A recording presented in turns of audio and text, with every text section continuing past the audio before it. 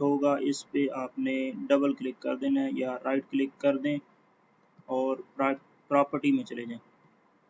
Double click कर दें या उसके बाद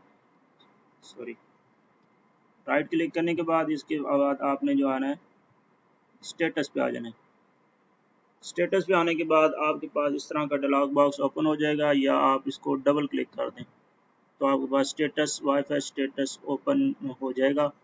उसके बाद आपने वायरलेस प्रॉपर्टीज़ में चले जाना है। वायरलेस प्रॉपर्टीज़ जो है इस पर क्लिक करेंगे तो आपके पास जो कनेक्शन है यहाँ पे आपका शो हो रहा है। उसके बाद आपने सिक्योरिटी पे आ जाना है। ये सामने सिक्योरिटी का ऑप्शन है तो लें जी, आपके पास जो वाईफाई कनेक्ट होगा यहाँ पे शो कनेक्ट करैक्टर पर क्लिक करके आपके पास जो वाईफाई नेटवर्क सिक्योरिटी की होगी वो आपके पास शो हो जाएगी। तो इस तरह आप अपने वाईफाई का पासवर्ड देख सकते हैं जो आपने